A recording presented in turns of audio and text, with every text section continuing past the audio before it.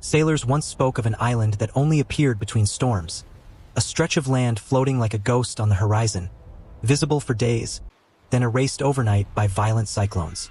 Maps couldn't agree on its location. Compasses misbehaved near it. And when explorers finally stepped onto its beach, they found something impossible. Homes built in perfect spirals, stone chambers shaped like vortexes, wind towers carved with strange grooves that made haunting flute-like sounds. It was the lost domain of the Stormsleeper Tribe, a people rumored to understand cyclones better than any meteorologist alive today. They didn't flee from storms. They built their world inside them. Early journals described their structures as wind-fed, storm-guided, and cyclone-grown, hinting at technology far older than the tribe itself.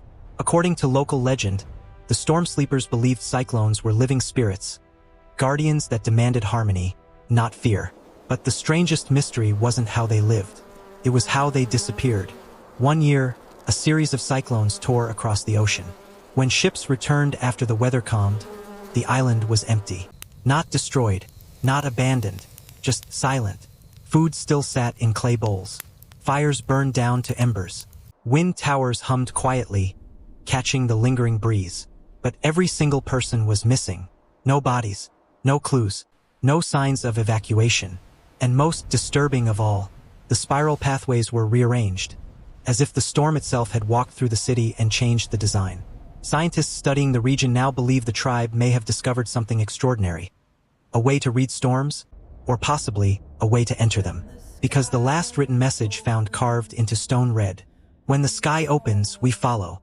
The Stormsleepers lived in a region known as the Cyclone Belt, where the ocean was warm, winds unpredictable, and spiral storm formations appeared more often than clear skies. Most tribes fled inland. The Stormsleepers did the opposite. They believed storms were living beings, not monsters but teachers. Children learned to read the wind like others read stars. Elders interpreted pressure changes the way priests interpret omens. Their stone paths perfectly mirrored the rotation of local cyclones. And their architecture was extraordinary. Their homes were built low and circular, shaped to guide wind around them. Roofs sloped inward, drawing air into vortex chambers where it compressed, cooled, and escaped through narrow vents. This natural ventilation allowed them to survive extreme humidity and heat. Even stranger were the wind temples, towering stone spirals built along cliff edges. Inside, carvings acted like sound channels, turning high winds into harmonic vibrations. Explorers described the sound inside these chambers as standing inside a singing storm. The tribe's survival wasn't just cultural, it was scientific. Their structures aligned with prevailing storm routes, minimizing destruction. They mapped storm pathways with stone markers placed miles apart. But they were not ignorant of danger. Every year, at the height of storm season, the tribe gathered in a massive spiral plaza called the Eye's Rest, where they predicted which storms would pass harmlessly, and which would be hungry. Evidence shows they monitored air pressure shifts, sea temperature changes, wind shear behavior, cloud spiral rotations. Their accuracy was frighteningly precise. But sometime during the last storm season the tribe was ever seen, the signals changed. Winds reversed direction, spirals broke pattern, and storms began behaving as if driven by an unseen force. The Stormsleepers knew something was coming, something deeper than weather, and they prepared for it. The first sign of disaster was a cyclone that spun the wrong way. In the southern hemisphere, storms rotate clockwise. But this one twisted counterclockwise, a reversal so unnatural it terrified the tribe.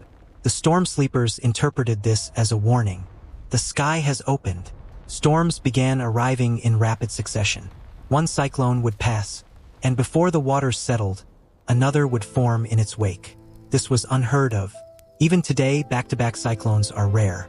Wind towers began singing constantly, their notes rising and falling like cries. The ground vibrated. Pressure dropped so quickly that people collapsed from dizziness. And then something impossible happened.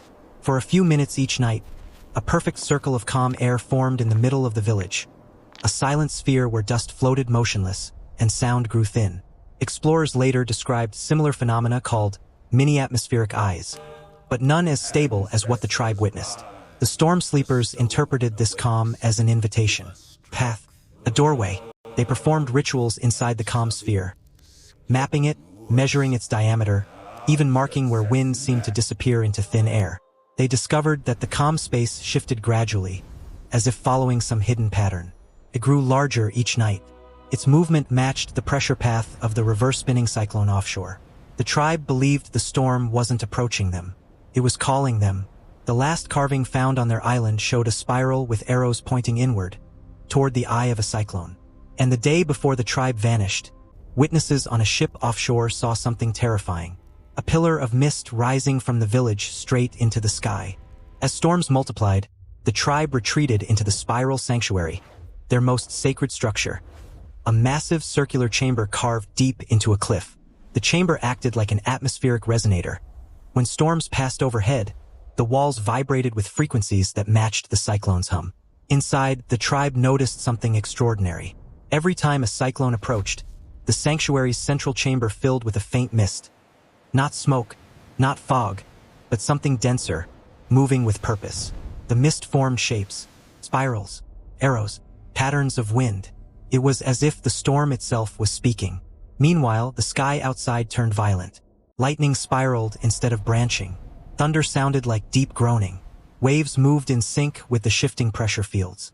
Scientists today suspect a rare meteorological chain reaction, storm harmonics influencing atmospheric density.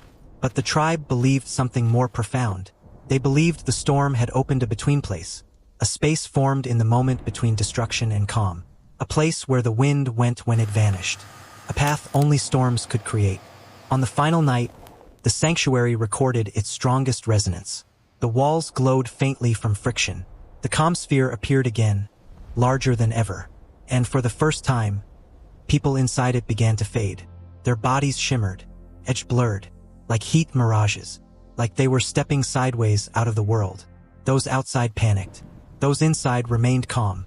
When the storm wall hit the island, lightning struck the sanctuary directly. The pulse was blinding. And then silence. Not destruction, not chaos, just absence. The storm sleepers were gone. When explorers reached the island days after the final cyclone passed, they found something impossible. Everything was untouched, every structure intact. Stone bowls still filled. Fires burned down naturally. Even footprints remained. But the people were gone. All of them. There were no signs of panic. No storm damage. No bodies. And something else was stranger still. The spiral patterns around the village had shifted again, forming a perfect cyclone shape from above, as if arranged deliberately after the tribe vanished. Pressure instruments malfunctioned. Compasses spun. The air tasted metallic. One explorer reported hearing faint whisper-like patterns on the wind, rhythmic pulses matching cyclone resonance frequencies.